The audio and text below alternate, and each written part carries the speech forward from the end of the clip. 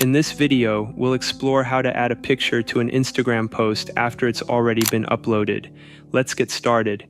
Before we start, please subscribe this channel, and your like is most important for us, so please like this video. First, head over to your profile and select the post you want to edit. Open the post, and in the top right corner, you'll see 3 dots. Tap on them.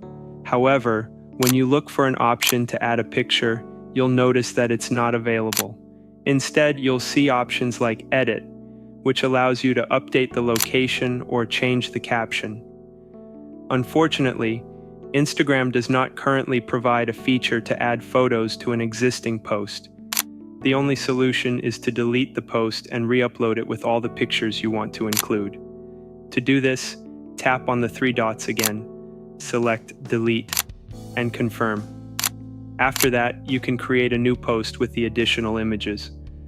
While it might be inconvenient, this is the only way to include more pictures in an Instagram post at the moment.